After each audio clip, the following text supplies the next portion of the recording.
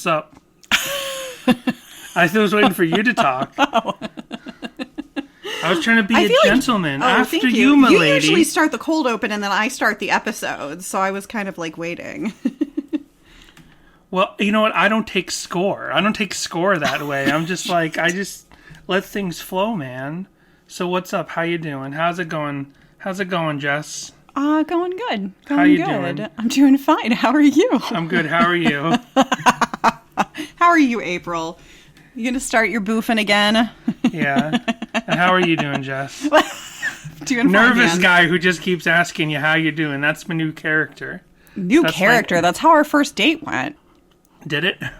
No. How you doing? How you doing? You doing good? You doing good? You might have asked a number of times, but I think I didn't really. How you doing? You comfortable with the situation? Right?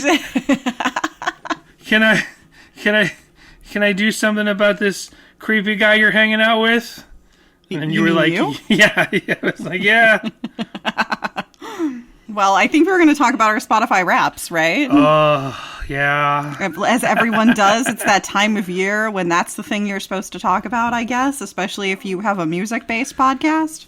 I mean, everyone's been posting about it. Everyone posts about it every year, Spotify Wrapped. And hey, when we started this podcast originally, you were using Apple Music, yep, and I was using Spotify. Mm-hmm. And then I had some what would you call it? A little tryst with Tidal for a while there, and but that wasn't this year. I don't think. Maybe that was this year. I don't remember anymore. You swayed me to the Spotify side. Yeah, well, Spotify just like organizes everything better. I mean, they're definitely the least ethical of all of the streaming services, but there is no there is no ethical music consumption under capitalism. Right. And sadly, there's no better cataloging system than Spotify.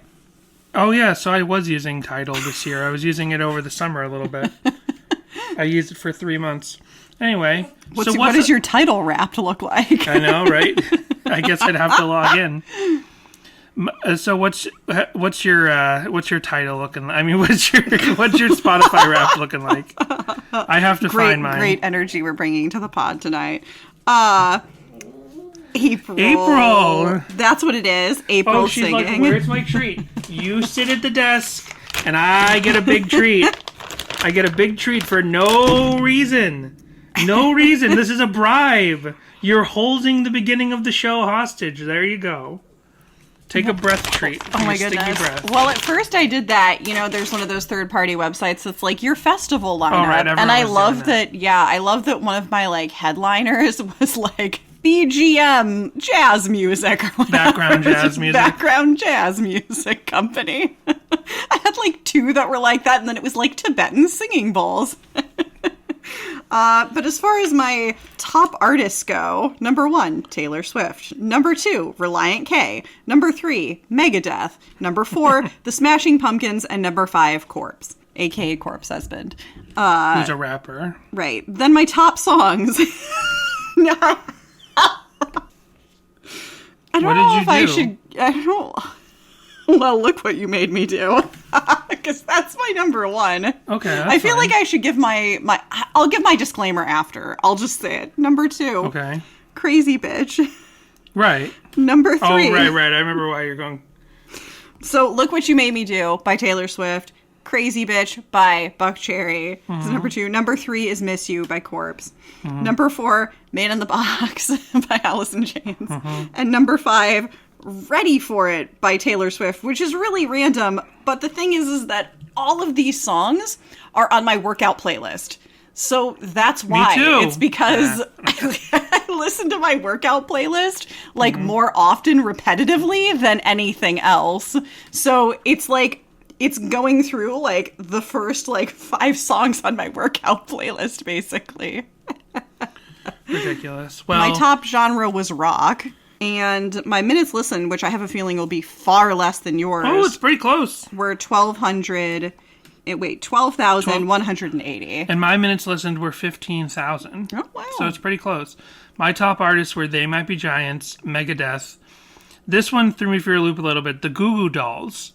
Because I had about a month where I was constantly listening to Dizzy Up the Girl and Boy Named Goo. Like, those two albums, I got a little bit obsessed with for a while. I've noticed that's how Spotify Wrapped works. Because whatever you spend the last week listening to is suddenly your top artist. It was like, I got into MGK for like 2 months last year. Right. It was last year.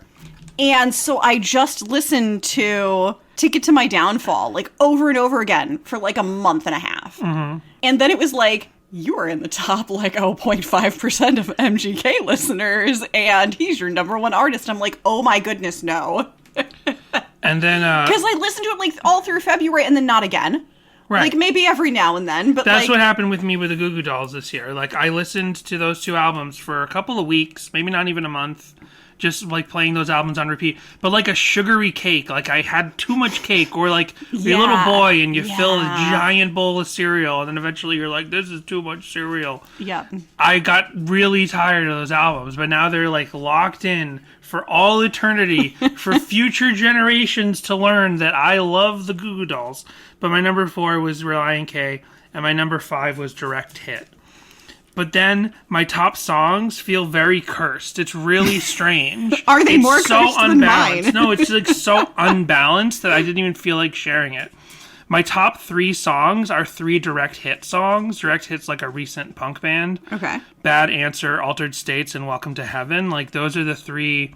Just 3 Direct Hit songs, then All Eyes on Me by the Goo Goo Dolls, and Chalice of Blood by Forbidden. Because I also listened to a lot of thrash metal in the last year. We talked about it with Ethan Luck when he was on the podcast. Like, I just really got into thrash metal this year.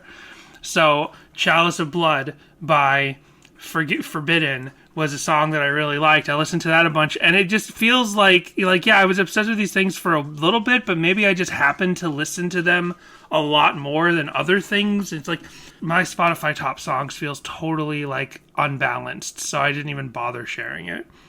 But my top genre was metal. And then it does this little thing. Did it do this for you? And then we'll get to the song, and we'll get to the episode in just a second. But I use Spotify for a lot of exploring. That's probably also another reason why. Like, I have... Like, I listen to music, like, my favorite bands are on my phone's hard drive, and I let iTunes play those songs a lot of times. So I'm losing those Spotify plays. I use Spotify for exploring different bands and checking out different things. Like, I've just been listening to Frank Zappa for the first time in my life this month. So it gave me a little, like, you're an interplanetary genre explorer. That's what Spotify said to me. Yes, I think that's in everyone's. I'll have to go to my Spotify. Well, then it was like, you went to these 5 planets this year. Yeah. And mine said punk, ska, rock, metal, and Christian rock. And I was like, no, Spotify, this has been the thing. Christian rock's not a genre. That was on mine as well. Right. And I was like, wait, how do I re-find the rap? I don't know. This is a long cold open. It is really long. It's been 8 minutes. This has been the longest cold open we've ever done. We're going for a record, folks. The longest cold open in Sadie Hawkins pod history. I don't know. I think I think mine was like rock, classic rock, Christian rock, well, jazz. Christian rock was the last planet. So to me, that was the lowest. Christian rock is the Pluto. Yeah.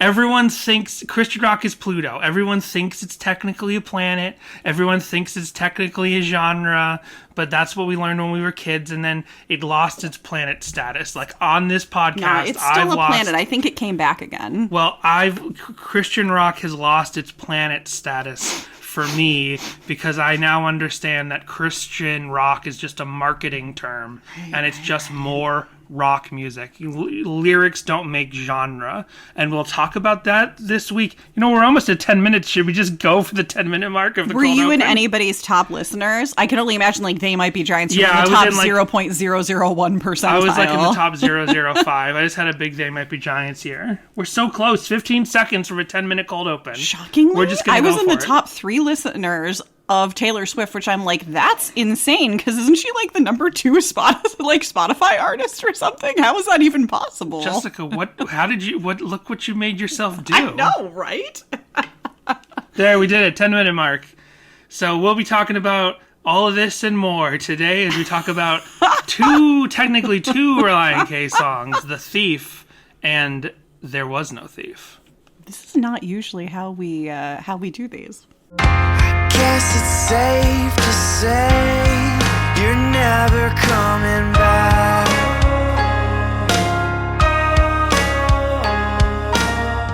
Hello, everyone, and welcome to Sadie Hawkins Pod again. Can I really welcome you after 10 minutes? I guess it was quite rude of me not to do so sooner. You know, we've done a lot of different kind of fun things for the cold open. I was just excited to have a 10-minute bit to open the show. That was exciting. It wasn't much of a bit, but whatever. So, this week we're talking about The Thief slash There Was No Thief. And this is... They're my OTP. Slash. That's right. This is not... Slash fic, I get it. This is not a sole situation for Relient K. We haven't gotten to the other one, which is of this, where it's technically two songs. I'm trying to remember if there are any others. I'm going to our song list. But to have a situation where it's technically two songs with different titles, but really they're the same song. One's just a fleshed out version of the other. I'm trying to double check if there's any other similar situation, but I know that one is Curb and For the Moments I Feel Faint. That's one we're going to have to talk about as well that we haven't gotten to. For the Moments I Feel Faint and the song Curb from the demo are both technically the same song in this way. Are there any other ones like this, though? Where it's like two songs that are... Oh, and Fallen Man and Hope for Every Fallen Man. Right. That's technically the same kind of situation. I wouldn't say like... I feel like one's like... I wouldn't count like Jefferson Airplane or Up and Up. Because they're the demo versions. Yeah, because they're like demos, acoustic versions of the same song, but for there to be a very distinctive, specific line that the artist has drawn to say... This is a new song built on the structure of the previous song. I feel like Fallen Man and Hope for Every Fallen Man kind of teeters on that. Yeah, that's true. It's almost like the title change is just for the sake of... It's not even brevity because the actual... the more popular acoustic version, the more available acoustic version is the longer title. Which is also what happens here. And they're both on Burden the B-sides, although Hope for Every Fallen Man is on the B-side section, and... There Was No Thief, the second version of this song, the longer title and the longer version of the song is on the Nashville Tennis section of Burden the B-side. But we do have one voicemail. April. She's still over here just whining at us. This is her new thing. She wants to be another co-host, I think is what it is. She's tired of being the quiet little engineer who sits there, does her job. The little engineer that couldn't. So true. Now she just wants to be a part of the show. Now she just wants treats. She just wants treats and to go away. And she's like, why are you sitting at the table? I think she just really wants us to go to bed. It's her new thing. She's so thrown off because of daylight savings. She's like, she wants her dinner and then she wants to go OUT and then I'm spelling it because she's looking at me and then she's been OUT. To go to bed. Here's a voicemail from Daniel. What's up, guys? It's Daniel. Had some thoughts on Silly Shoes. Mostly just that one time I was at my cousin's house and he had some sort of music software, like music creation software. I don't remember what it was, but it had a bunch of samples in it, and I was just kind of going through those, messing around and putting them in a track and truly just messing around. But one of them was that guitar part that's in Silly Shoes, like the like that thing. And I was just like, whoa, why is that in there? I guess until that moment, figured they had actually played that part. But it really does seem like that whole track is just random samples in who knows what recording software that they just kind of threw together and was like, this would sound good. Trying to think if I have anything else on that one. Don't think so. I'll call back later if I do. All right, see ya. Yeah, I can believe that. Like, we talked about Silly Shoes, and I will go to patreon.com/SadieHawkinsPod to watch our long pause. our pre-recorded live stream of us watching the 5 or 6 Silly Shoes lip sync fan videos. And man, I didn't lay into it as heavily as I wanted to 2 weeks ago, but I really don't like Silly Shoes. It really wears thin. And then I got more joy out of it watching the silly music videos that people have made. But Jessica was, by the end of that episode, she was like, I don't know, I just can't take this anymore. It was more like I just couldn't take FMVs anymore. Yeah, because then we ended on some like I was having flashbacks to high school. Oh, right. So yeah, I can believe for sure that now that Daniel has this sort of incidental thing that he ran across the samples that match what's in Silly Shoes, that this probably, all that entire beat, if you can call it that, in Silly Shoes is just constructed possibly from like royalty free or very cheap licensed Creative Commons or something samples. I completely believe it, because one of my main problems with Silly Shoes was like, I'm like, okay, if you're going to, I don't mean to rehash 2 weeks ago, but I'm going to do it really quickly. If you're going to write a purposely awful rap, you kind of need the bed track. You need the beat to be a little bit better, because to have a bad beat, a really, really, really bad beat, and bad rap, it's just too much. And I compared it to the 5 Iron Frenzy comedy rap, of which I realized later 5 Iron Frenzy and related bands like Brave State and Saturn have done a lot of like comedy rap. There's been like at least 4 5 Iron Frenzy extended universe joke raps, and they're all sonically better than Silly Shoes. And I believe that it would be constructed out of, as Daniel said, like royalty-free sample stuff from some software, because it seemed like such a joke. And I'm like, if they're part of Goatee Records, couldn't they get someone to like make a real good rap thing? But like, no, they were probably just messing around in downtime, came up with this awful rap, and they thought it was good enough to put on the album, which I don't agree, but clearly most people do agree it was worth putting on the album. There was also some, and it made me think of this thing, and I tried Googling this, but now it's kind of impossible to Google. I remember in the early 2010s, some rapper, some really popular hip-hop artist that I don't remember who it was, I'm not even going to guess, because it would just be me picking the name of a popular rapper, and I wouldn't actually know it's them, got some little bit of, like, negative attention because someone was trying to like out them as like, look at this popular song that's on the radio, it's all made from GarageBand samples. I remember just seeing this headline at the time, and then that artist's reaction was, yeah. Like, yeah, that's exactly what we did. It doesn't matter, like, it's there for everyone to use, so we put together this popular song. And I think I could not find who this article was, because when you type in like accusations, GarageBand sample, hip-hop, all you get is how to make the best tracks in GarageBand for your hip-hop project. I could not find this. So it's like, mostly, especially because, I spent years working for an entertainment, before this new job, like an entertainment advertising company, the shame of stock materials is silly. And I got into it with someone about the Van Weezer thing. Do you remember I talked about this a couple months ago? Yes. Because someone who clearly hated Weezer. Like, they were, and I don't care for new Weezer, but I don't hate them. But like, getting mad because it turns out that the cover of Van Weezer is actually from like a free stock picture website, like the lightning bolts and stuff, right. Like, that's why that's there. Those are made for people to put those things together, and just because it's from freestock.com or whatever doesn't mean that Weezer actually gets it for free, because usually in the fine print of those free stock things there's writing that says, like, if you're going to use this for a major corporate project, you actually have to pay. Yeah, a lot of sites actually have different tiers, like if it's for personal use, if it's for I know with like YouTube stuff and like a lot of audio stuff, it's like for up to like your project with 1 million views, etc., right. etc., etc. It's different pay tiers, right?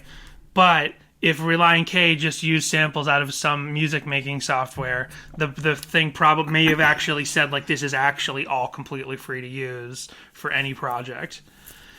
Oh, and then thanks to Jimmy Eat Pod again for being on last week for Anchorage. one thing I didn't think of, and it's just the only thing from the whole long conversation we had about emo music, was we never brought up scrams. We never brought up scrams, and I felt bad for not bringing that up, but there's this whole new thing where, like, real emo, and especially real screamo, we didn't even talk about screamo in all our emo talk, but, like, the actual, 99% chance that when I say screamo, whatever music you're thinking of is not actual, genuine, original screamo. Like, even more so than emo, screamo got completely destroyed by the concept of what it was to the mainstream audiences. So, like, that crowd, that scene renamed their music scrams. So real screamo music is now called scrams because it got to a point where, like, well, the mainstream has completely destroyed our word. Let's rename this genre. And I wish I'd brought that up, but I didn't. Or researched it more, because I still didn't research it before even bringing it up now. I just wanted to show that I know what that is. Well, let's scrams on out of here and scrams move on. And start talking about The Thief. I really like these songs. I love the Apathetic EP. I wore that CD out like you wore out the Employee of the Month EP. And then I did the same with Bird and the B-Sides.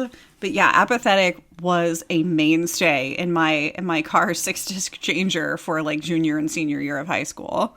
I kept getting thrown off this week researching the song because when you search for The Thief on Spotify, the inclusion of the Apathetic EP version on 10 right, yeah, is the first one that comes up. So I was like, wait, this was a song, but you know, the little picture of 10, I can't tell it's the 10. I'm like, oh yeah, Apathetic EP, this is a bonus track on 10. But then that totally threw me for a loop. Plus, and we've talked about this, but I have these preconceived prejudices, if you will, that... Oh, no. No. It's not that serious. This preconceived, like, prejudgment that when the Apathetic EP came out, I falsely assumed at the time that it was all cut tracks from because that's what most of the EP promotional. I couldn't think of the word promotional, and all I could think of the only word I could think of was genre. The promotional EPs to Jessica's looking like, am I going to be able to edit that out? Most of the promotional EPs, along with all the early albums, are just like B-sides from those sessions, but that's not the case with the Apathetic EP. Was recorded with Brian and Dave. It was done. It was released on Goatee Records, and then very quickly moved up to Capitol Records within like weeks or months or something. And then Brian leaves the band. Warren joins the band. Then Schneck joins the band. And then they get back into the studio with the new 5-piece and record the Apathetic EP. That's how it actually went for this case. But because I always just assumed, hey, all the 3 previous EPs were B-sides to the albums, I was like, well, obviously, all the songs on Apathetic EP are songs they held back from the sessions. But that's not true, because we double confirmed it. I feel like we've confirmed this in the past. It is definitely Schneck playing the glockenspiel on The Thief, the version that's on the Apathetic EP and on 10. So this song... Well, is there a Glock on just the regular Thief, or isn't it like just the piano? Well, now I don't know. Because The Thief is like really pretty and short and like a piano ballad that is fully developed and realized in the follow-up of There Was No Thief. I definitely didn't listen. Oh my goodness. April.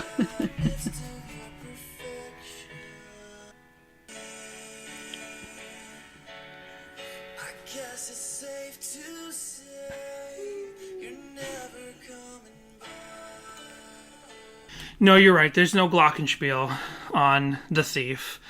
I definitely listened to The Thief less this week than I did listen to There Was No Thief, which I think is true of most people. Now, yourself, you just said, like, you listened to both versions a ton. But, yeah, I would say I have definitely heard There Was No Thief more. And Relient K seemingly never played... If you're going to consider them to be 2 different songs, Relient K seemingly never played The Thief, like post Apathetic EP being released, but pre Nashville Tennis EP being released, like they never played The Thief. Although Thiessen would constantly introduce it as The Thief. So around 2000, late 2007, all these videos I have where they start to play There Was No Thief, Thiessen's constantly introducing it as The Thief, but then he plays what is clearly the full band version from The Bird and the B-Sides. But anyway, it's Schneck confirmed that he is on the Apathetic EP. Maybe he was confused by my question when I said, are you playing the Glockenspiel on the Apathetic EP? And he's like, I guess. So really, I guess it is just Curb, and For the Moments I Feel Faint, where it's like two different songs that get fully fleshed out on a later album. Oh my goodness, Daniel Leary. Because, yeah, I would say Fallen Man and Hope for Every Fallen Man, that really is just the acoustic version of the same song, and they just kind of changed up the title a little bit. It makes sense that It's just an interesting thing, though, in Relient K's history, especially when I had that whole diatribe about how, like, there's no demos out there, there's no, like, leaked Relient K demos, and there's so very little window for fans to kind of comprehend Relient K's creative process. Like, say a band like They Might Be Giants, and I was just on This Might Be a Podcast with Greg Simpson again recently, but a band like They Might Be Giants, a lot of songs will have like multiple demos leaked. Like, they had their Dial-A-Song service where you could call up a phone number and hear like early versions of songs, and people saved those with microphones held up to the phones. Oh my gosh, are you still doing Dial-A-Meme? No, I forgot to do that because my They Might Be Giants account, I created Dial-A-Meme, and you would call up, and then I would just tell you about one of my They Might Be Giants memes. And it was a parody of They Might Be Giants' Dial-A-Song. I haven't updated it in probably a year. I should. You reminded me. Next time I'll update it. And I'll remind people. These songs are interesting because they're like a part 1 and a part 2, because there's a callback in There Was No Thief. Oh, is there? To this song. Yeah, do you want to go through the lyrics of both songs? I guess so, but and that's interesting. I want to hear that because this is one of the very few situations where we get kind of a view at Relient K's process, like to actually hear what turns out to be an unfinished song, to hear a more fleshed out version of a song on an album from only 3 years later, to get one version of it on an EP and then hear the full version 3 years later. Like, because Relient K don't have leaked demos, and because they don't do like those kind of things that some bands might do where you journalize the creation of an album and release like snippets and release like pre-release versions of things. Like, this is one of the few situations where we get that. So I'm now very interested to hear what the connections between the two songs are, because I also have a theory on maybe why this got fleshed out later, but I want to hear this. Okay, so The Thief verse. I guess it's safe to say you're never coming back, and I understand why you wouldn't want to. I guess it's up to me to find a way to get to you. Pre-chorus. And I can't see you. I'm getting used to living in the midst of your perfection. And I'm so lost. How can you trust somewhere the sun is always shining? Chorus. And there's just one last thing that I have left to say as we reflect on the mess of all of this I've made. It was cowardice that made me push you away. I was so afraid because you were so much better than me. Outro. I guess it's safe to say you're never coming back, and I understand why you wouldn't want to. I guess it's up to me to find a way to get to you. Bad Boyfriend Thiessen song. Right. Well, and now you're pulling up the lyrics to the other song? Yeah. This definitely skirts that line of like, is this about a relationship with a girl, with someone you're attracted to, or is this about God?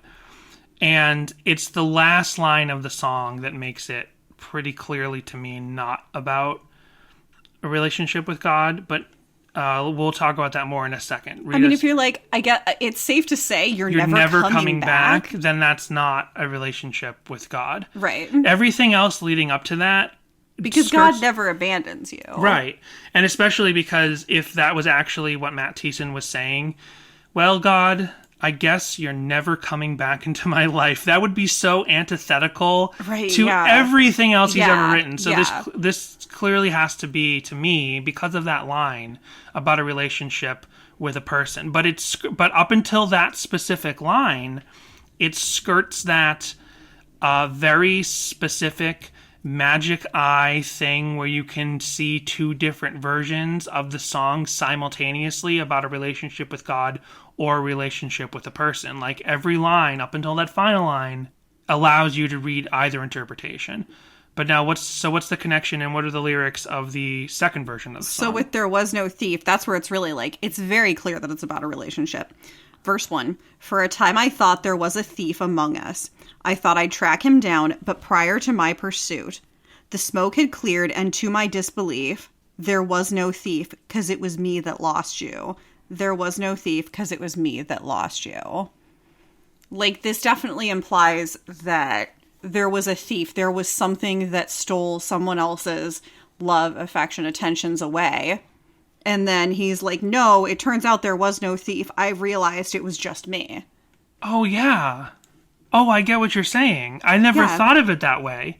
That the thief is actually, that There Was No Thief is a sequel to the thief. Yeah. It's, wow. I did not think of it that way. I simply thought of it as, here's a song. I realized that song wasn't done. Oh, good. It was only on an EP, so I can re-release it on technically. No, it's like a follow-up. So that's why I was like, it really, it kind of straddles that line of, it's not really a remake. It's almost like a sequel to a kind of demo. Right. Well, I have one. I'm wondering if anyone else out there knows of other situations like this. And yeah, it's a thin line. Like we said, just releasing an acoustic version later, and even if the title is slightly different, I guess that doesn't count. What we're looking for is one song that's released, and then the same band basically reworks the same song and retitles it, and it has whole different sections. I guess technically Up and Up, the acoustic version and the rock version, there's a chorus, there was a verse in the acoustic version that's not in the rock version, if you remember that. So that is slightly different. There's the only other situation I can think of this with any other band, and it's a band that doesn't feel like Relient K at all, is the ska band Catch-22. And it's a very similar situation where on an EP, they had a song called To Be Continued. And it's only like a minute and a half or something. And then on a full-length album a couple years later called Dinosaur Sounds, they re-released the song like fully fleshed out into like 3 minutes. And I've completely forgotten the name of that version of the song. But it's a really similar situation where you basically have Chin Up. So it's for the first version. If anyone wants to go listen to it, the first version of this Catch-22 song is called To Be Continued. That's the name that it lives in my head. But then Chin Up was the fully fleshed out version of basically the same song, added a whole bunch of more choruses, added a whole bunch of another bridge, and like a whole like horn line solo section, but still built off of the chorus of the original song. That's the only other time I can think of a band really doing that. Like, it's basically the same song fleshed out, different title. But now you're totally like blowing my mind. And I mean, this first verse is really the only thing that's different. Yeah, because then it goes into the original thief. Yeah. Wow. I guess it's safe to say you're never coming back, and I understand why you wouldn't want to. I guess it's up to me to find a way to get to you. Chorus. And there's just one last thing that I have left to say as we reflect on the mess of all of this I've made. It was cowardice that made me push you away. I was so afraid because you were so much better than me. Verse 2, and I can't see you getting used to living in the midst of your perfection. And I'm so lost. How can you trust somewhere the sun is always shining? Chorus, and there's just one last thing I have left to say as we reflect on the mess of all of this I've made. It was cowardice that made me push you away. I was so afraid because you were so much better than me. Outro, I guess it's safe to say you're never coming back. Right. So going back to the God or girl thing, it does seem to be about a romantic relationship because of that last line. It seems safe to say you're never coming back. A thief made me lose you, and it turns out I was the thief. What's really interesting, before you made me think that this is actually not just a fleshed out song, but actually a revised song, like a revisited thing. That's really interesting. Now to realize this is basically a sequel, like a recontextualizing of the original song. The first version of the song doesn't use the word thief. It doesn't allude to exactly what the term thief means. It's like, it's clearly a song about a loss, like without that opening intro that he adds to the Bird and the B-Sides version, he never says the word thief. He never even mentions what is the thief. You're just kind of left to think like, okay, he lost a relationship, so there's a thief to speak of. And it's like, without the context, like in a world where you only get the Apathetic EP version, people would be debating who is the thief. Was she the thief? Was some other boyfriend the thief? Was he the thief? Was God the thief? Was fate the thief? Who's the thief? We'd all be debating it. But then no, he comes out with a second version of the song and he says, it was me. I was the thief. It's like that that Ryan Johnson quote that I told that time on the podcast that kind of pissed you off, where on Twitter, EW or one of those entertainment magazines was like, who is the last Jedi? And then Ryan Johnson just tweeted, it's Luke Skywalker. But it's like, this is basically a tweet like that, like one of those, like someone just popping in and being like, this is the answer.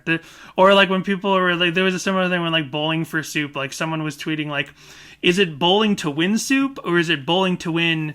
Is it bowling, to win for a bowl of soup? Like a bowl of soup is cheering you on, and the band Bowling for Soup was like, it's bowling to win a bowl of soup. Now, when you just read through the lyrics of The Thief, it does seem to me kind of evident that he is the thief. Right. Because it still has the, I'm not good enough, I can't live in the midst of your perfection, you know, how can you trust somewhere the sun is always shining, like it's too good to be true kind of things, definitely, mentioning about how he's cowardice and reflecting on the mess that he's made. It definitely seems like he is the issue here. Right. But in that world where there's no Burn the B-Sides version of this song, I think the case for it being him is the strongest. But I think that listeners and fans would still debate, like, yeah, he made a lot of mistakes, but what was the thief? They'd still be debating what was the thief, even though it's clearly himself, in any relationship, there might be you might be able to pinpoint, here's the cause of a breakup. But then you can also look back and see all the gray areas and say, well, I did this and they did that, and that person came along and fed this idea into their head, blah, blah, blah. Just like Forget Not Slow Down, which I'm going to get into in this context. Forget Not Slow Down goes back and forth with those gray areas. Like there are songs where he's kind of like saying to her, why are you doing this? And he's saying to himself, why did I make this happen? There's that gray area of blaming yourself, going back and forth. So I think the original thief is still skirting that line within that context of going back and forth a little bit. It's their fault, it's my fault, it's their fault, it's my fault. But then the Burn the B-Sides version just flat out said there was no thief. It was me. I was the thief. And it's so self-deprecating, which is definitely a theme that comes up a lot in Thiessen's lyrics, where, I was so afraid because you were so much better than me. Right, especially, like, his love songs. Yeah. When it's very clearly about a girl, then there's always that thing of, like, you're so much better than me. And I've harped on that and how, like, not really healthy that is to a relationship. I think it's pretty evident in this song to say, like, he's actually saying it here, like, you were so much better than me, and it was cowardice that made me push you away because you're just so much better than me. But that's not fair to the other person either, to put the other person on a pedestal that then they feel like they can't live up to. It's just not healthy to like say like, you're better than me, you're better, I'm nothing, I'm scum, because it's all, and then it comes back into that classic Christian pop punk discussion about like flagellating yourself for God and saying I'm worthless, I'm scum, why do you love me, God? And God's like, dude, chill, I actually do love you, and you don't need to beat the crap out of yourself verbally or even literally to like win my love. So it's that extends to human relationships as well. If you're degrading yourself too much, it's like you're basically begging the other person to think, oh, maybe I don't actually love this person if they keep saying that they're worthless compared to me. But thinking of the context of this song, and I mentioned Forget Not, Slow Down, before you, like, made me think that this is actually a sequel, that these songs are actually in a series, not just a revision, but actually part 1 and part 2.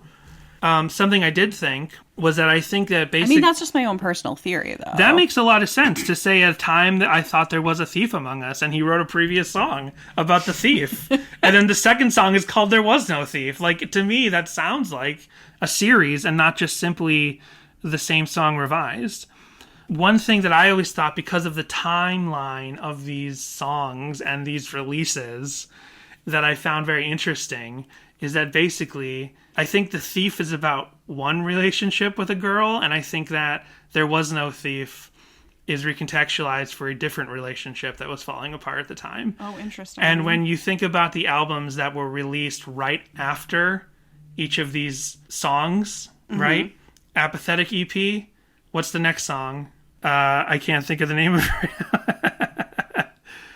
Five Score is the name of the album. What's the second song off of Five Score after the little silly opening? Come right out and say it. So, Apathetic EP, singing a song about I'm in a relationship and I'm pushing you away and I'm losing you. The next album, the first song is called Come Right Out and Say It. Who that song is about is definitively canonically said to be about his girlfriend Catherine. We know for a fact. There are lots of songs that fans can be like, oh, this song might be about her. This song might be about the famous ex. This song might be about the famous ex. But there's only a handful that are confirmed to definitively be about her. I feel like the timing here, that the Apathetic EP comes out in 2005, and then this song, and then Come Right Out and Say It comes out in 2007. I feel like the timing and the fact that they were in a relationship and that relationship ended right around the time between, around Apathetic EP up to they were definitely broken up by then. I think The Thief, if it was influenced by a relationship, it was probably influenced by Catherine. But then we have talked about, then this song gets revised and expanded and possibly sequelized on the Nashville Tennis EP. And I've talked about how it's my theory, based on very strong circumstantial evidence, that the Nashville Tennis EP songs, the songs written by Thiessen on there, are basically prequel songs to Forget Not, Slow Down. And I'm going to rehash this for the 10th time on the podcast. But we know that basically Relient K wasn't really ready to record new material for like a full-length album, but they were contractually obligated to release something in 2008 that was half new. So that's why they recorded new songs for the Nashville Tennis EP, and then they built out the second half of the CD with B-sides. So in that context, when we were definitely told this by Schneck, like, Burden the B-sides as we know it wouldn't necessarily exist in the world if it wasn't for a contractual obligation that they had to record new material in 2008. So when you think about the timing and how Shannon and Matt Thiessen were basically like on the outs around that time, and then just a year later he writes Forget Not, Slow Down, I realized that a bunch of Where Do We Go From Here and songs like that are about that same relationship. They're basically prequel songs to the situation of Forget Not, Slow Down. And in another world, in another dimension, where the Nashville Tennis EP doesn't exist, there's no contractual obligation, so I think some of the songs from the Nashville Tennis EP end up on Forget Not, Slow Down, or at least on a Forget Not, Slow Down deluxe edition. I think Where Do We Go From Here, and possibly even There Was No Thief, end up on Forget Not, Slow Down. So it's been my theory that The Thief is about Catherine, and then it's recontextualized a couple years later that There Was No Thief is about Shannon. I mean, that's interesting. That's an interesting way to look at it. I feel like it's probably just, when you're going through breakups and stuff, you kind of go back through and you re-examine other relationships. So it could just be that he was going through a difficult time and sort of was re-examining his former relationship, and thought back through The Thief and was like, let me just revisit this because now I'm sort of re-examining that relationship, and I realized there isn't a thief. It was me. Yeah. Because of this other situation that happened where it, again, was me. Right. That's what I think. It's really interesting. I don't know. I think it's fascinating to have this situation in Relient K's discography, which I just don't think exists in this form again. To two different songs, technically two different songs, basically the same song but different titles, different periods in the songwriter's life, and different context around it, and then to also narratively like just break it open and say, oh, there was no thief. This is like a really fascinating look into, his songs are always about, you said it, therapy. The song Therapy. The therapy is the songwriting. The therapy isn't the driving around all day to drive. Like, that is a piece of it. But the therapy is he writes these songs. Mm-hmm. And that's what it comes down to with Matt Thiessen's songwriting. He's constantly struggling with life in trying to be a better friend, trying to be a better Christian, trying to be better at this and that. And he works through that through music and through lyrics. So in this one particular instance in their discography, and there could be in Matt Thiessen's personal songbook, there could be way more examples of this, but this is the only real example we have in the canonical Relient K discography of looking at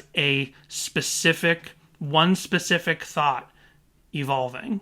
This thief that he thinks of possibly in one relationship evolving. And even if he's thinking back on that previous relationship, or now he's thinking of in the context of another relationship, seeing that one particular thought, that same core emotion, specifically evolving.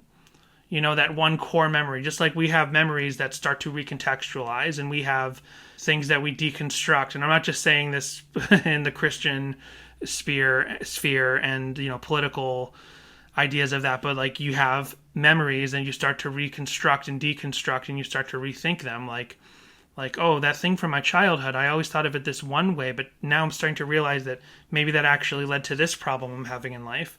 Well, here he's thinking of the thief, and we're actually listening to him recontextualize and break down and rebuild that idea of the thief in real time through these two songs.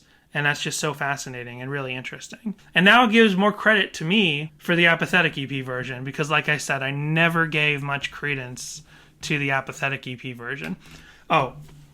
And we'll go back to this. Sorry, you look like Danny, you've spoken enough. We have to get to the Patreon break. But musically, we didn't talk about the changes musically. So yeah, the Apathetic EP version is this very, for lack of a better word, very Christian sounding right. Piano, simple praise sounding worship thing. But I think, in this context, especially because that last line is the same in both versions, he's singing about a relationship with a person. To say it was cowardice that made me push you away. Well, in the context of thinking this is about God, you could think that's about God, because consistently people fall away from God, people backslide because of one of the things that might cause them to backslide or fall away from God is cowardice. Like, I don't want to deal with this. I don't want to think about God. I don't want to think about it. So I'm pushing him away. I'm pushing God away. That's my cowardice doing that. And then also to think like, you're so much better than me. Like, that is a constant thing in Christian music and Christian pop music and Christian writing. Even in Relient K's music. Yeah, to say, God, you're so amazing and perfect and beyond perfect. Like, how can I live up to you? So it's cowardice that makes me push you away. But then that last line comes up, and and I just feel like it can't be about your relationship with God. But musically, the Apathetic EP version is almost misleading you with its church-sounding instrumentation of that, that very, like, the haunting harmonic vocals in the background, almost like a choir a little bit, kind of not choir-like, but just droning, that sort of thing in the background with the simple church-like piano. It's almost forcing you to accidentally think this is about God. But then there was no thief. Well, now it's even more clear. There was no thief. I'm the one who lost you. And now it's like a Coldplay-esque rock song. without a lot of the grandiose production of a Coldplay, but just like the the thundering rock like breakdown section. I don't know if that counts as a breakdown section, but when it's suddenly dun dun, when it suddenly gets like that, but to kind of make it up into a big, full, dramatic, slow rock song, it kind of also matches the tone, because maybe in the context of these being sequels to each other, The Thief is like sort of just like a, just soft piano and some choir-like melodies in the background. It's like, oh, I'm just wistful and I'm sad. But then by the time of There Was No Thief, like now you're like, what is wrong with my relationships, and why are things constantly falling apart? And then musically, that kind of like that chaos that just feels like it's constantly like you're constantly struggling to maintain relationships. It's kind of built up with this. That musical shift in the second version of the song also kind of makes sense to make it this thunderous, Coldplay-esque rock song. Does this make sense? Sure, Danny, shut up. No. I'm just excited to get to the deep dive and the YouTube section because I'm anticipating some really epic shipping videos this week. Oh, well, there's a couple. If there is not one for Supercorp from Kara's POV, I want my money back. Well, I'll get your money. Thank you so much for listening to Sadie Hawkins Pod. If you want to join the conversation, please contact us with thoughts on this episode, your corrections, and your Relient K memories at our voicemail line 402-95-SADIE, or send an email to sadiehawkinspod@gmail.com. You can also visit our socials. Instagram, Twitter, and TikTok are all at Sadie Hawkins Pod, where you can see the visuals we discuss on the podcast each week. You can also visit sadiehawkinspod.com for easy access to all these links, as well as our merch store for shirts, mugs, and stickers. And on Facebook, search for Sadie Hawkins Group to discuss our show and Relient K. It's admin by Danny, so honestly, you can probably post almost anything there. We also want to thank our patrons at patreon.com/SadieHawkinsPod, who include Samantha, Matthew, Bjorn, Emily, Isaac, Kendall, Joshua, Daniel, Jay, Joel, Connor, Michael, Samantha, Jimmy Eat Pod, This Might Be a Podcast, Tucker, and Brady. Join our Patreon now for 2 monthly bonus episodes. Unlock dozens of existing bonus eps, including K is for Karaoke songs, every chapter of the complex infrastructure known as the Female Mind Book, stickers, guitar picks, and a special Patreon exclusive shirt when you have donated a lifetime contribution of $60. Whether you join the Patreon or not, we appreciate that you have a lot of choices for podcasts out there in the world, so it's nice that you chose us. Thanks. By the way, Jess, you're sus. What? You're sus. Out of the two of us, you're the most sus. Why? I think there's someone among us. I think there's an imposter among us, and I think it's you. I think you're sus. Have you been playing Among Us? No, but he mentions Among Us in this song. And we got to mention it for all the kids listening. Oh, wow. I'm a Gen Z Danny, Among ally. Us is so over. What? So last year. Among Us? Yeah. I think people are still talking about Among Us. I think it might come up on the YouTube videos this week. Oh, boy. But Lord. he so strongly says Among Us. And so I'm like, I was expecting way more Among Us stuff. Maybe I didn't check TikTok. I didn't check TikTok where all my people live. I was trying to stretch out and like look at where the older people go, YouTube and Well, SoundCloud. first of all, we have an interview with Thiessen from popreckoning.wordpress.com. And this article I actually found, I don't know, probably like a year ago maybe. And it was just one of those things that like I had started, I always have to double check and see if I've started a note for a song before I start a new one. Because sometimes I come across things and I just throw them in a note for a song that we haven't covered yet if it talks about it. Now, I was just sort of scrolling through it and I don't really see yet where it mentions the thief or There Was No Thief, but we're gonna find out. Now, Dan, what is your favorite question that interviewers ask? How's Warped Tour going? Well, How is Warped Tour going? In 2023, Relient K, how is Warped Tour going? this time it's you're getting ready for Warped Tour ? How do you think Warped Tour will be going? It was posted by Jessica, not me, Jessica, though. Bethany recently got a chance to talk with Relient K's Matt Thiessen about their headlining gig on this summer's Warped Tour and the Bird and the B-Sides EP due out July 1st. Check it out. Bethany Pop Reckoning. Hello, Matt Thiessen. How are you doing? PW. I'm good. How are you? I'm good as well. And how are you? Oh, I'm good. But how are you? Oh, I'm also good. But no, I want to know how you're doing. Oh, I'm doing okay. I'm doing all right. How are you, Matt? Matt, I'm doing well. Trying to fit everything I could possibly need for the next 2 months into a suitcase right now. PW, you're getting ready for Warped Tour, right? MT. Yeah. Pee-wee Herman. I'm leaving this afternoon. Pop Reckoning, or whatever it's called, yeah. So you guys have played Warped Tour before, right? MT. Yeah, 3 years ago. We did it with about half of it, a little more maybe. PW. And you're on, but now all that I can think of is Pee-wee Herman. Here, do you want to send this link to me and we'll read this like it's a play? Oh my gosh. Do you want to be Matt Thiessen or do you want to be PW? It's so tempting, but no. I won't be British Thiessen. I'll do my regular Thiessen voice. And you're on for the whole time this year? Yep, we play every single show. So how is Warped Tour different than other tours? Oh my god. Wow, Warped Tour is really different when you think than of a lot of tours. When you think of all the bands that have been on Warped Tour, there's no end to knowing what Warped Tour is like. There's so many interviews you can find. There's a couple of documentaries about Warped Tour experience. There's an official Warped Tour documentary. Well, Warped Tour is really different than a lot of tours. It only happens during the summer, so there are a whole bunch of weather factors involved, like it's usually pretty hot on stage. You're usually pretty much sweating the whole time, and it is hard to shower, and you kind of operate like you're at summer camp, which also makes it really enjoyable. The best movie about Warped Tour? Punk Rock Holocaust. Are you guys movie going to... shot at Warped Tour. Cinema verite, cinema realism style, neo-realism style. Or cinema verite, you were on the right track. Are you guys going to be playing some of the new songs on Warped? Yeah, I think so. We haven't decided what songs we're going to play yet, so I'll find out that more as we start practicing and stuff.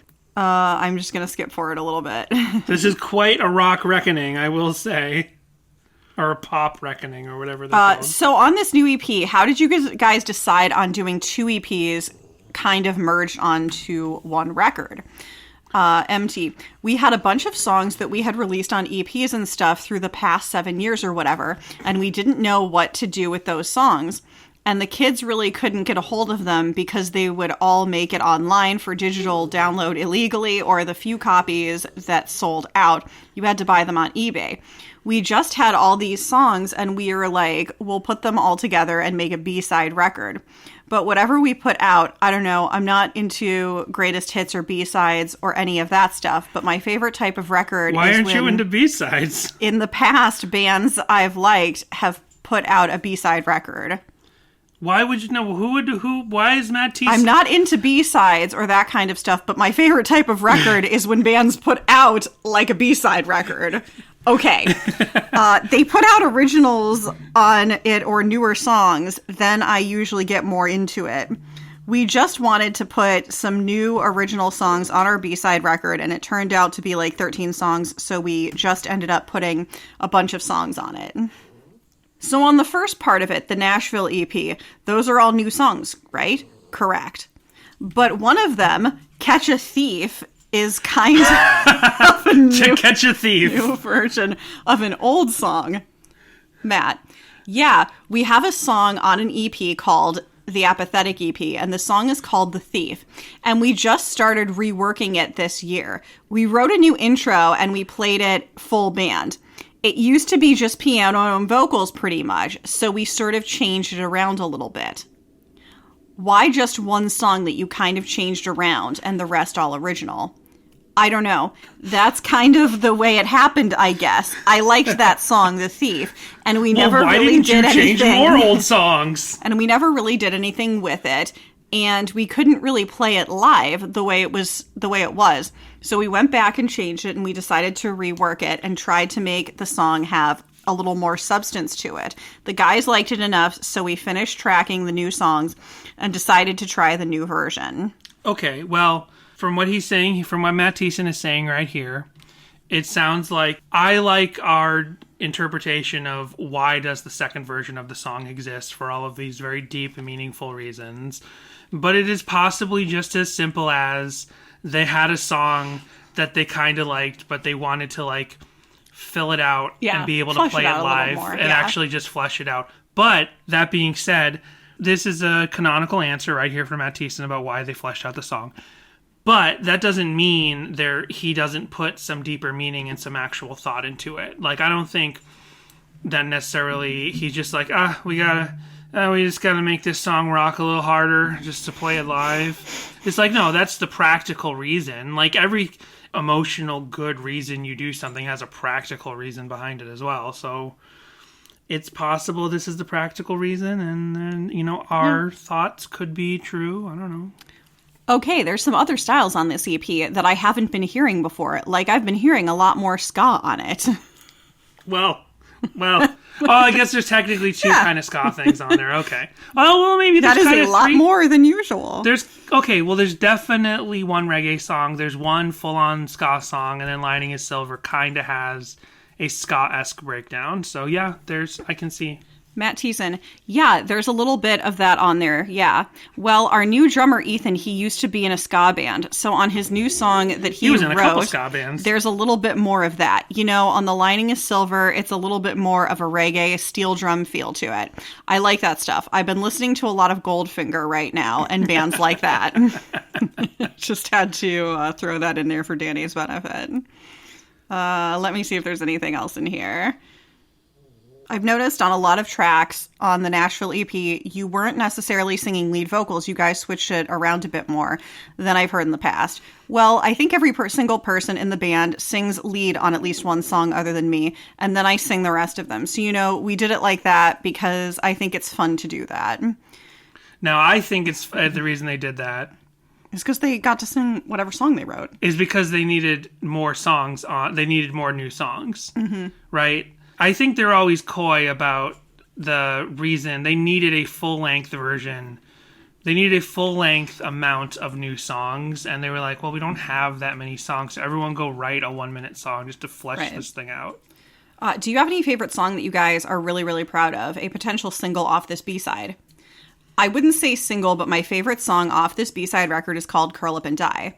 Oh, that's my favorite too. Yeah, that's my favorite song genre. You say genre. Yeah, that Curl Up and Die song is a whole different feel to it than that faster rock stuff. That slower stuff is more fun for me to write because I haven't really, for the last 10 years of writing, whereas if you're writing a punk rock influenced fast song, well, we've kind of gone through that before. So it's more fun to write like that. And the second half of the EP, the actual B-side demos, how did you decide what made the cut for that? Matt? Because they got every B-side except for like 3 or 4 on there. Whatever was performed, a lot of our older songs, or songs even written poorly at times, just, I know that I can sing a lot of the songs better than the way they were recorded. So just a lot of that prideful sort of thing. Did I miss what the question was? It was about the second half of the B-side is a lot of actual B-sides and demos. How did you decide what made the cut for that? That doesn't feel like he answered the question. Right. Well, there's still more.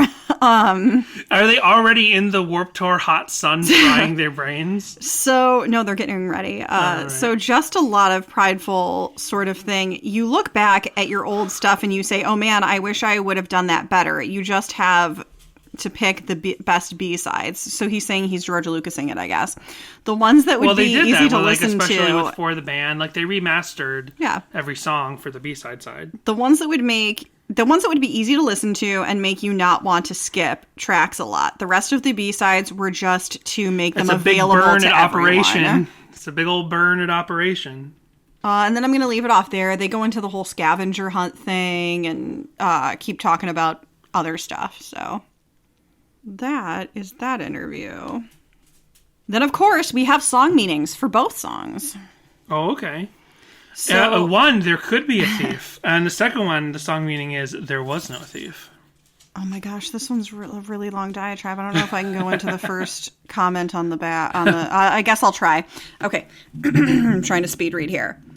General comment on the thief from Brian82 on November 11th, 2005. Stop. I'm gonna get you. I'm gonna get you. I took to interpreting this song as being a r/ship that failed for one reason or another, but he knows that there is still something, a connection, and is willing to show that he can be with them in time. And that a hiccup in the road is no more than just a speed hump, and more so a learning curve. Well, I guess this person's from wherever in the country they say speed hump instead of speed bump. I'm not sure if the title's meaning the thief. Perhaps suggesting metaphorically that something he valued was taken and now has to live without it. See, yeah, that would have been a mystery to people at the time that the Apathetic EP came out. And like, do something about it. Because he's not mentioned in the specific song. Yeah. In the first line, I guess it's safe to say you're never coming back. He realizes that because of circumstance, the r/ship cannot continue. Is that like Reddit/ship post? I don't understand. Cannot continue because of the... I realized that it sounded like I said something that I didn't. I said ship, SHIP. We don't need to bleep that. I'm still trying to get this dog. Cannot continue because of this barrier. He can see where she is coming from. The next line, I guess it's up to me to find a way to get to you. He won't dwell on what has happened, and it's not like they must change everything for them. But I feel that he has to be more positive in this situation because they know their self-worth and importance of this. And the importance of this. And I can't see you getting used to living in the midst of your perfection. Yada, yada, yada. Oh, she knows I'm trying to get her. This verse gives me the whole impression that they have parted and moved away from each other, but yet at the same time getting used to the situation. I'm playing with the dog during the podcast. This has never happened This before. is possibly the best way to go through song meanings, though. And I can't see you getting used to. Oh my golly, we're just really breaking this down here. That's great. But then you could also read that the people involved are not on the same page, and for some reason he feels he is lost because he doesn't believe it was always the case, being one step behind this girl who he loves and thinks the world of. He feels that he has lost his best friend in that process and feels alone. Being in love with that person, it's given to obviously sharing things with them. I'm not entirely sure on the how can you trust, if he is asking if he can trust himself or if she can trust him right now, or whether he is asking her if she can trust him or can she continue to trust him. Either way, trust is important in an r/ship. Without that relationship, I guess is what they're saying. Like oh my the gosh. word relationship? Apparently. I only just put that together. I was so confused. Without that, what are you to believe? Now, I assume that r/ship on Reddit is probably about, Right. like, ships? Yeah. Like, actual, like, you ocean mean, ships? like sailing the ocean blue. As interpreted in these 3 lines, living in the midst of your perfection and I'm so lost, how can you trust? Did we not just go over that? And in the last line of the verse, he is telling himself that these circumstances aren't always as bleak as they seem. I got her. Somewhere I got the in- dog. She's in my lap. Somewhere the sun is always shining. There's just one last thing that I have left to say as we reflect on the... Oh, yeah. He is trying to be apologetic about how things turned out. He feels he wasn't good enough and was afraid to let her know this. A bit too much pride, I think. And he wasn't as confident anymore, thus unsure of himself. The way he handled it, he makes it out to be his fault that tore them apart. The way things turned out, they weren't as tightly bonded as they were. And this led to their falling out. They fallen out with this reviewer. The pushing her away. It does say that. Okay. He was afraid to show everything because he felt that he wouldn't live up to her expectations because he thought very highly of her. The way the singer emphasizes the last bit, whether that was intentional or not, because he's saying... We said all this. Like, it's all true. It's all true. Because he realizes, April, you keep banging the microphone. She's he back to realizes her how complaining stupid spot. that was, because, you know, if they love you, they accept you for who you are and work on it. She got But in down the and she- end, the damage was done. He comes full circle again, knowing that things are the way it is and he shouldn't dwell on it but instead move forward and try to forget and not slow down. Just kidding, it doesn't say that. I got a bit What if it did? out of the song, right? And this in was before that 2005. album. Yeah. I got a bit out of this song because it kind of reads my position and the r/ship I had. As always, there is a light. That's so at odd. the end Like, of do the they just tunnel. not want to spell the word relationship? It's not the longest word they've used in this review. This is not like on like when you're posting on I don't know, Twitter or Instagram or whatever, and you don't want the person to be able to search themselves or Right. whatever. Like, as always, there is a light at the end of the tunnel. They're You just subtweeting have the to find concept it. of relationships. You just have to know your self-worth because you have nothing to lose, especially if it's worth it. In the end, whether I'm right or wrong, everyone has their own interpretations, and I could care less if I'm far away from the singer's interpretations of this piece. Oh yeah, before I go, I do like the piano and the melody. The song is over before you know it. I feel Well, like we it's just been a went through nice all of time them. here on Song. I wish every Song right. Meanings post ended with something like, well, it's been a lovely time here on Song Meanings, but I must be going. Okay, here we go. Swim Andy 013 on November 12th, 2005 said, I can see how you might think this is about a relationship, but I think it's about a relationship with Jesus. That's why he's saying That's about why coming he'll- back, because Jesus is supposed to come back. Well, then why does he say, I guess it's safe to say you're never coming back? Right, I was about to say. And also in the midst of your perfection, well, Jesus was perfect and sinless, and he's saying Jesus isn't going to come back while he's alive. Is that what he's saying? Maybe, What? I'm not sure. So he's got Jesus to find a isn't way. going to come back while he's alive? Yeah, meaning while Matt Thiessen's alive. This person doesn't think that the rapture is happening anytime soon. So he's got to find a way to get him to where the sun is always shining, heaven. Oh my gosh, you're reading this all wrong. I'm sorry. Like, no, everyone's open to their interpretations, but good Lord. But that's just my take. I could be wrong. Cool song. I guess it's safe to say there'll be no second coming. Like, that's how that interprets. The next one, the person agrees with them because of the I was so afraid because you were so much better than me line. Well, that's what I said this. You're just picking out, like, individual lines where you're like, okay, it could be that, but you have to look at the whole picture as a whole.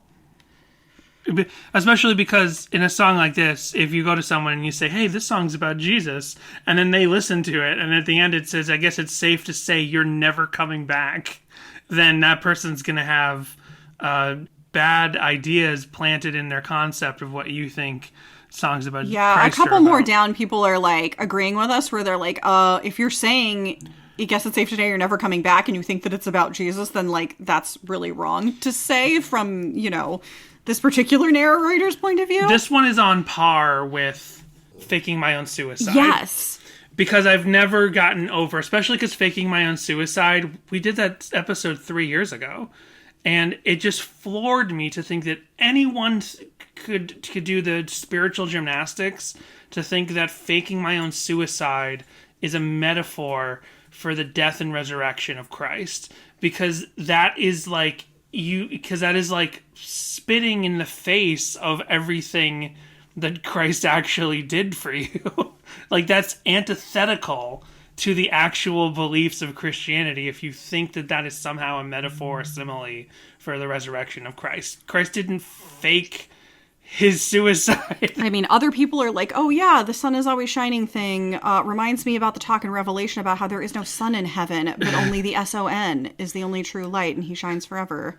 I'm done with this particular song meanings. We're going to see if I even want to bother with the next one. Well, I feel like if they do the spiritual gymnastics again in There Was No Thief, then we're really dealing with some serious reconfiguring of thought there, because that one's even more clearly about a relationship with a person. SWFT24 on July 20, 2008 said, I think it's really just a little tweak on the original of The Thief. He lost Jesus and there was no thief. Runningham_4 on July 5th, 2008. I loved the original song in The Thief and thought it couldn't get much better.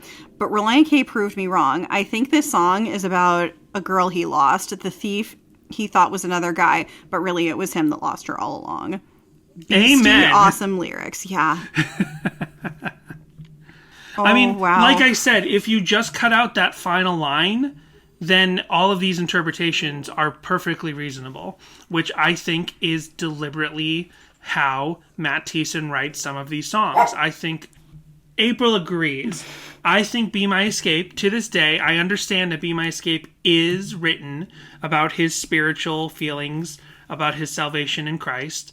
He confirmed that yet again recently on the Krista Makes a Podcast. But I think that Thiessen deliberately does not say this in the song, Jesus or Christ or salvation or any of those things, so that when you hear it, it can be both interpretations. Matt Thiessen doesn't want to trick you into thinking it's about a girl so you realize later it's about God. He wants you to interpret it how you want to interpret it. Isn't that right, April? Jake Owens, 93, on July 25th, 2008, said, I don't think that's right, actually. I haven't done any research on his motives of writing, but every time I have fallen... Are they talking to me just now? But every time I have fallen from Jesus, Satan was the thief. I think anybody could easily point their finger. Great song regardless. I have to say that I've mentioned it before. I've been really struggling with my faith for the past few years. Nothing pushes me further away than song meanings commenters. Well, okay, so I don't know if that person who said Satan is the thief, if they're actually siding with the idea that this song is not about Christ or that this song is about Christ. They could go either way, because in that context, like, yeah, if the song is about losing your sense of connection to God, if the song is about losing that and thinking that there's a thief, then yeah, you think the thief is the enemy, or the thief is your own worldliness or something. Like, there's clearly a thief. Like, Christian culture is filled with the idea of the enemy. But then in There Was No Thief, he's saying, it was me that lost you. He says, it was me. I'm the person who pushed you away. I'm the person who caused you to go away from me. But also, that's not even how, when we disconnect from feeling connected to Christ, that's not how it works to say, I lost. Well, that is how it works, but there's something that doesn't quite match there. It should be, I pushed you away, but it's not that you left me. This song implies that the person left him. God doesn't leave you. Right. God's always there, but you push him away, and he's ready to come back at any second. Exactly. And this song does not talk about... It's one thing I take comfort in. Right. No matter how much you push back at God, he's just there, constantly ready to come back to you no matter what. And that is not what the other entity of the thief, that is not what the third party of the thief is ready to do. When they got pushed away, they never came back. Well, I'm going to close out song meanings this week with my favorite comment that I've come across today. From Rachel_face on August 15th, 2008. Matt Thiessen, the lead singer of Relient K, is the lead singer of Matt Thiessen and the Earthquakes, which is a side project or something. That's why it's so good. He just had this song added to the new album, The Bird and the B-Sides. Baha. Anyway, I think this song is incredible. Okay. Thank you, Rachel Face. Was that a bot? Was that an AI bot? Well. And then last up. No, we have one more thing, Danny. Oh. We have, I don't know if this is from Rachel Face, but this is from Rachel. There was no thief, and then it's got the lyrics, and then this picture of a cool, brick walkway or something that's kind of curved, and then a lady laying down in a sundress. Oh, nice. Oh, I also found something like that from someone who follows us. Let me look real quick. So Callan Loves on Twitter. Callan, Callan, Loves is their handle. They follow us, and they did, back in 2013, a bunch of photos. I'm wondering... Oh, cool. So, and this is a really cool thing. It says, The Thief, the third image in my Relient K series. And it's this really amazing looking photo of a girl running through a field. That is super cool. With a blindfold on and newspapers flying all around. That's very neat. I hope they picked up all those newspapers. Mm-hmm. I've already retweeted this from the Don't podcast be a dirty bird. Twitter. So, Here is Relient K playing the Subway jingle. What?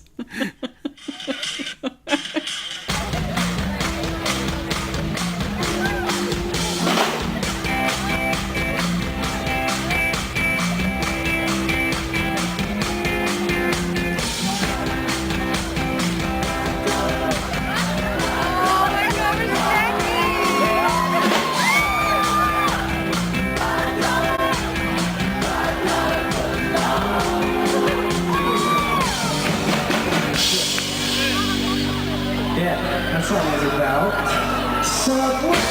Thank you.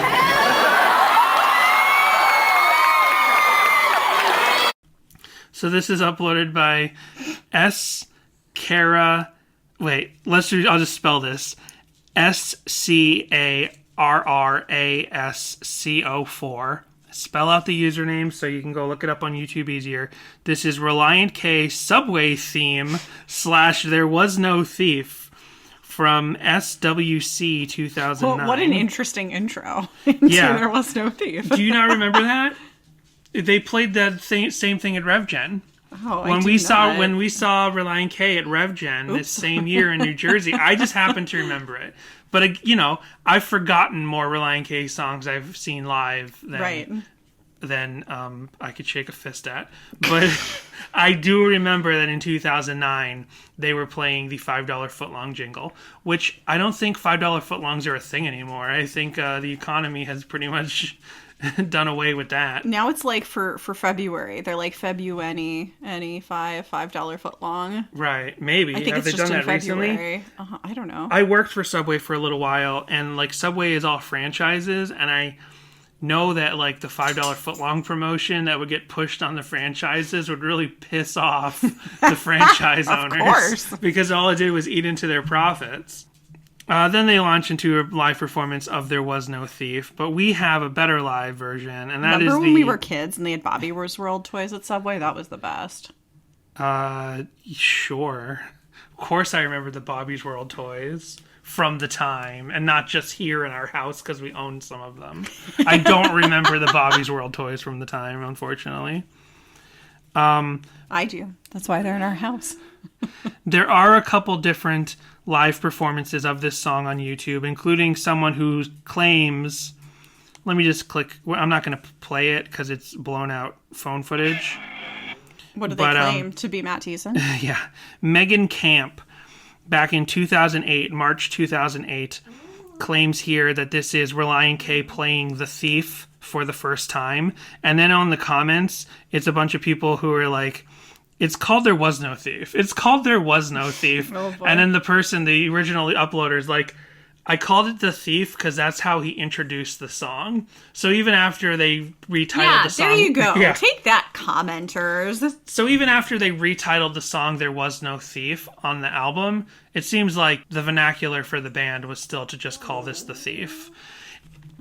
So good for Megan Camp. Sticking up for herself. Sticking up to herself for those toxic YouTube commenters, Did you of which watch there's like 4. the video?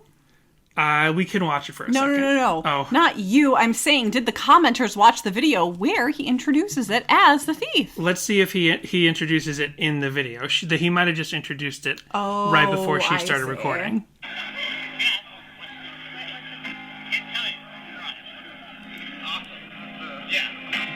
No, he didn't introduce it in the video. Then that's not the fault of the commenters. Yeah. They didn't know that. Well, it's just funny to think, Apologies for attacking the YouTube commenters. I mentioned this way earlier in the episode, but, they never did play the song The Thief live, apparently. Mm-hmm. They only ever played There Was No Thief. And I guess it just kind of makes sense. They introduced it as The Thief, but if you never, saw Relient K perform this song early, or you only knew There Was No Thief, maybe you never heard the original Apathetic EP version, you would kind of always know this song as There Was No Thief. So, speaking of RevGen, here is the actual... I was actually building up to the live album. I just forgot. Oh my gosh, that's right. We didn't even talk about the live album. No, I was setting it up here, and I think twice now I was about to say, here's the live album version, and then we got sidetracked by something else. So why watch a bunch of YouTube videos? This is what I was saying. why watch a bunch of YouTube videos from 2008, 2009 that are all blown out and, you know, Relient K is rocking, but they won't sound great when there's technically this song on the live album. And this is from the time of 2009 with John and Ethan in the band. This is not from the 2016 section of the album, of the live album. Here it is. There Was No Thief, live at Rocket Town, 2009, from the Relient K live album.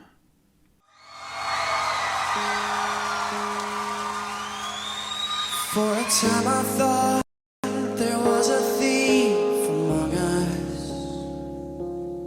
I thought I'd track him down, but prior to my pursuit, the smoke had cleared into my disbelief. There was no thief, 'cause it was me that lost you. There was no thief, 'cause it was me that lost you. I guess it's safe to say you're never coming back. So that's fun that it's like, instead of a piano, it's actually kind of, what is that, like an organ sound? Or like a keyboard sound? What does this sound like? Yeah, this is like an organ sound. Right. So it's fun to get three very different sounding versions of the song. The full-on praise and worship piano version missing that intro, the full-on rock version with the piano, and then this also rock version but with this sort of organ keyboard sound. I like the sound of the organ. If it is an organ, it definitely sounds like that to me, but I like the piano in this. I like the keyboards in this more than probably either recorded version, but I've definitely like the vocals on the studio, on the Bird and the B-Sides version more than this, because this is the Thiessen like who's starting to get a little breathy. This is that breathy Thiessen of later performances that I, you know, is like, just sound like you're talking. Just sing like you're talking. And so it's interesting, you know, the live album is split between part of a 2009 performance and part of a 2016 performance. It's the two live direct-to-vinyl EPs that came out years before that they then finally, after a couple of years, compiled into one streaming album. But what's interesting is that out of the songs from 2009 that they're like, here's what kind of represents us at our peak in 2009, they pick Forget and Not Slow Down, The One I'm Waiting For, I Don't Need a Soul, There Was No Thief, and Be My Escape. And Who I Am Hates Who I've Been. Sorry. So you say a Relient K live album, right? And you think like, oh, there's going to be all kinds of all the classic hits are going to be on the album. There's definitely some classic hits not on the live album. I'm not going to go thinking of what they are right now. But the last song you kind of think that's going to be on there is There Was No Thief Right. from the Nashville Tennis EP. Like, yeah, it's clearly something they enjoyed playing live around 2008, 9, and 10. I have lots of YouTube videos of it. But to think that this is something that they're going to perform, record the entire show, and then pick 1, 2, 3, 4, 5, 6 songs out of that performance to say, this is peak us performing in 2009, like canonized in our live album that's split between 2009 and 2016. There Was No Thief, like, that's just an unexpected song to be in that selection, along with Forget and Not Slow Down, The One I'm Waiting For, I Don't Need a Soul, Be My Escape, and Who I Am Hates Who I've Been. Right. These are all massive Relient K songs, and then There Was No Thief is thrown in there. I just wanted to bring it down for a minute. I guess so, but I feel like there's other big Relient K songs that they could have used to like bring it down for that section. Why are you ragging on this song, Dan? I am not ragging on this song. I'm saying that this live album kind of like lifts up this song to a status that you wouldn't think of for a song off of the Nashville Tennis EP, which is their like makeshift B-side collection that has a bunch of new songs on it. Like, here it is alongside Forget and Not Slow Down, The One I'm Waiting For, and Be My Escape, and Who I Am Hates Who I've Been. That's royalty to be released among. So Right. Here I feel like they're really whether they meant it this way or not, if it just happens to be what they recorded, what they played that night, and that just happened to be, they did a perfect recording live that night, Maybe Rocketown just had really good sound equipment that you could record a live album at every night. Anyone who performs there gets a live album. Any artist who gets there gets the masters. Maybe it's just a really fun song to play live. Maybe it is, but that just like 2009 this performance is from. That's Forget Not Slow Down tour time, and they're keeping The Thief in there, which to me just makes me think even more that this thematically fits in with the era of Forget Not Slow Down. That this is a kind of lost, this is a tangential Forget and Not Slow Down song. This is a piece of the Forget Not Slow Down puzzle. Well, here's a bad Nightcore. Enough of that. Let's listen to some really bad Nightcore.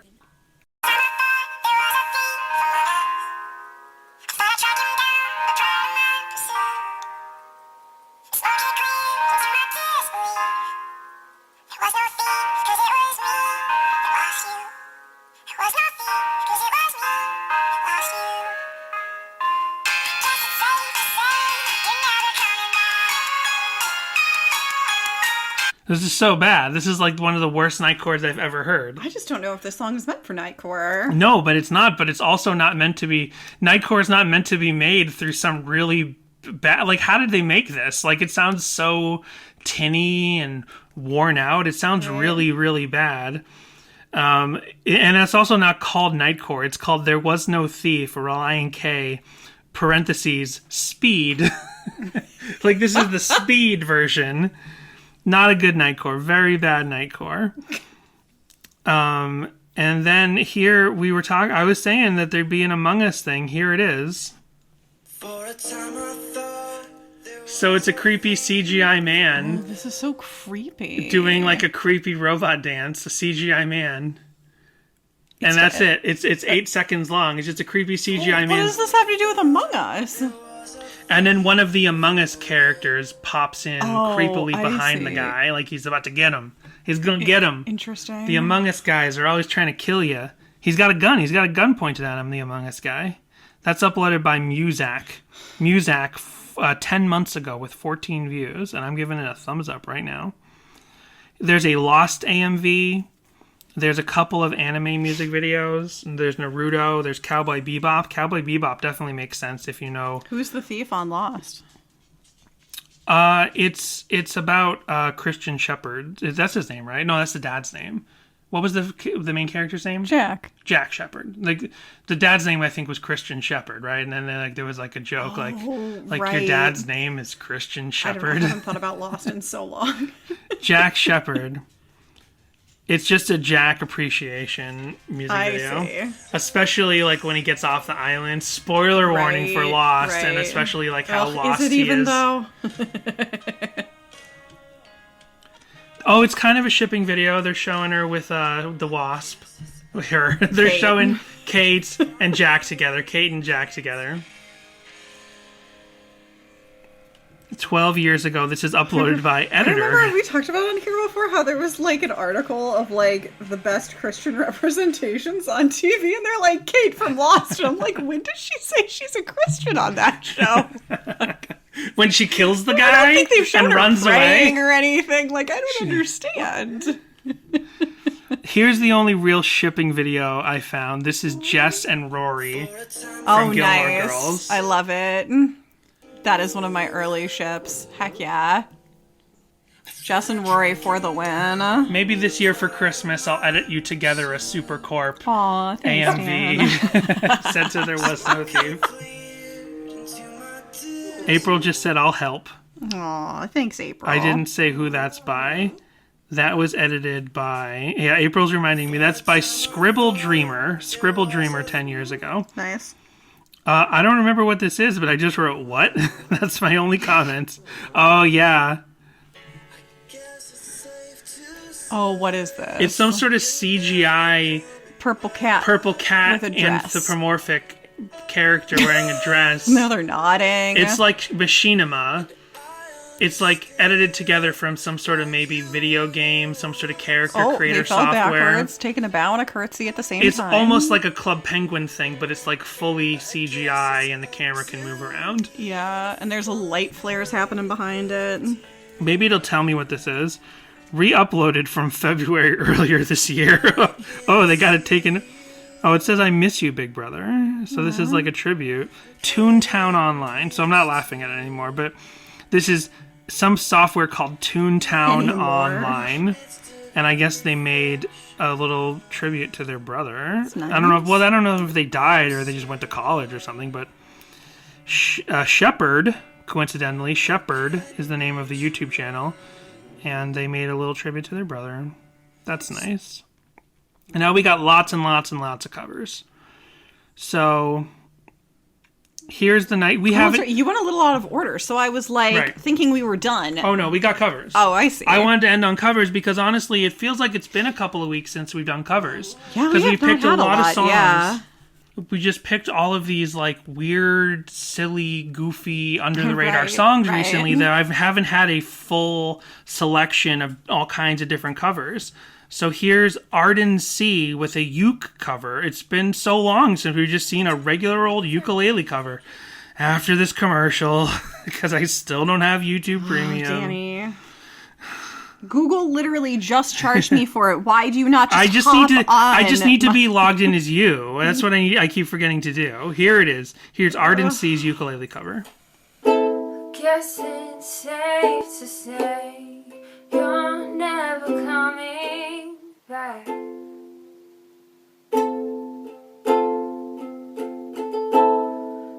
I understand why you wouldn't want to.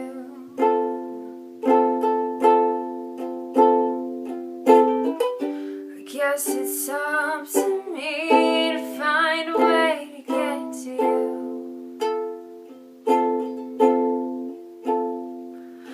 I can't see you getting used to. That's nice. It's really nice. Yeah. Yeah, I like that a lot. I'm going to skip about a minute and a half in. Reflect on the mess of all of this I made. Okay, it's about the same. It's just Pretty, I like one vocal and a ukulele, so how could it be all that different? But it's great. It's very pretty. Then there's a couple of piano covers, and some of these were really good. I wonder, I didn't mark like which ones are the good ones and which ones are the cursed ones. I forgot. So it's a Gotta love it, a good cursed piano cover. I'm so out of sorts for doing this sort of thing. It's like, usually I mark like this isn't very good. This sounds cursed, but it might be fun to listen to. Here's Annette. Before we get to piano covers, okay, this one looks really interesting. It sounds good too. This is Annette Lee with an acoustic cover, and the visuals on this are also very interesting looking.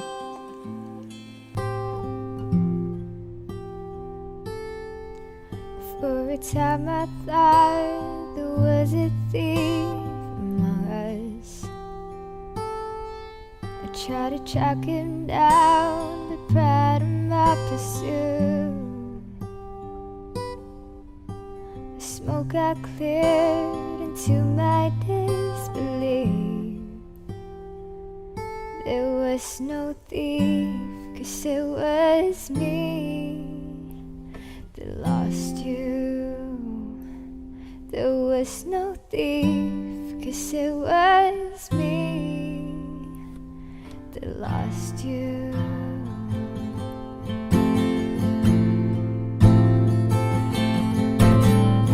I guess it's safe to say you're never coming back.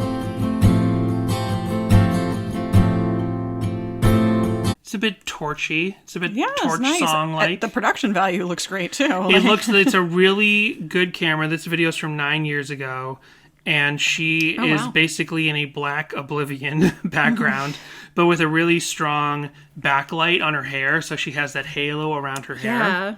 and then a light in front of her so that she's lit up among this black background. So I guess we'll end on one more. What's another good one? I don't know. You didn't play a piano cover yet. Right, let's play the piano cover. Let's see if this Is one's it the good. Piano Dreamers? No, there's no Piano Dreamers. There's lots of female covers as well. There's lots of girls covering this song. Just notable. That same thing happened with Curl Up or Die. I remember lots of girls covering Curl up and die. Curl Up and Die. What did I say? You can choose Curl to Up curl or up Die. or die. Curl Up or Die. Don't love it, leave it. Curl Up or Lord. Die. Good Lord. Live free or curl up and die. No. Live free or die or curl up. Let's see. Oh yeah, and then I didn't even know some of these are covers of The Thief and some are covers of There Was No Thief, but I didn't take time to note which is which. So here is I Am All There Is on YouTube, and here's their piano cover. I guess it's safe to say. Okay, this one's a little cursed. This is super cursed. I don't even see it. I'm just listening to it like everyone else. And this is a cover of the Apathetic EP version. But yeah, the visuals are very cursed. It's very yellow lighting, very yellow color temperature. Just like plain walls. the crackling sound. 15 years ago. It's a very old YouTube video. So let's power through this very cursed sounding, although he's very talented, but very cursed sounding recording. You're never coming back. And this is an electric piano, so it kind of has a toy piano quality to it. Mm-hmm. And I understand why you wouldn't want to. Oops. Well, I accidentally cut that off. But that's amazing. Danny. I didn't mean to cut that off. To get to you. I'm so out of sorts for doing covers. I want to find one really well recorded recent piano cover, and then we will get out of here. So we just went behind a little edit right now, and I'm like, let me listen to all these piano covers. They're all cursed, and not because of the talent of anyone involved, but like every piano cover is like weird visuals, low quality recording, very talented people. A piano if you don't have the proper equipment. Yeah, so I'm sorry. I guess we won't end on a piano cover. Instead, here's one more guitar cover, and this is James Cyr, Cyr. This is a cover on acoustic guitar of There Was No Thief by Relient K. Oh, this is also cursed. Everything's so badly recorded. I don't remember this. I thought everything was well recorded. This is still fun. I love that he's wearing sunglasses indoors on his webcam. I love this guy's attitude. I just love James's attitude. That's Fun sweater. worth it. Fun sweater. Fun blocky Tetris-like sweater. Video game consoles and electronics and books all over the floor. Up in the attic. Up in the furnished attic. So this is great. Anyway, I don't know. You know what? I don't know. It turns out there was no cover section. It was me that destroyed the cover section because it's been so long since we've had covers. Well, we're getting into Christmas, and I'm sure there will be covers of the remaining Christmas songs that we have on our list. Woo! And so, anyway, Jessica. Yes. What do you think of There Was No Thief and The Thief? You have to grade both of them on our scale. You don't have to grade the live version because that's just a live version of the Bird and the B-Sides one. I love it. I think I like the Thief about the same, but I think I like There Was No Thief a little bit more because both these songs I haven't really listened to a lot in the past, maybe like decade.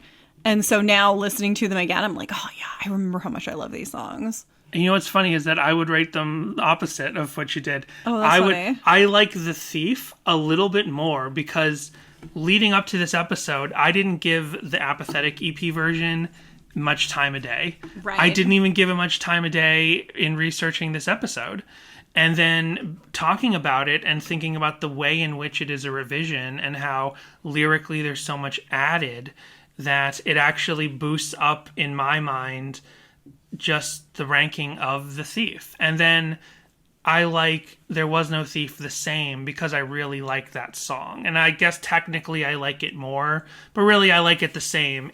It's a top tier Relient K song to me on the Nashville Tennis Bird and the B-Sides side of things. But Definitely. yeah, that's how I would rate those songs. So Merry Christmas, everyone. We'll see you for our 2 pods of Christmas. We only have 2 songs left, and then we'll pick something for the end of the year. But there you go, 2 pods of Christmas coming at you. What are those? Who out there remembers what 2 songs we have left? Oh, and I don't. I don't remember. We'll figure it out. We'll just pick 2 songs and hope they're songs we didn't do before. Sounds like a plan. And whatever I was about to say, like, I just remembered, I'll bring that up next week. Oh, okay. Leave you off If on a you cliffhanger. remember. If I remember. Thank you so much for listening. Any dog whisperers out there? Give us some tips. Thanks. Have a good one.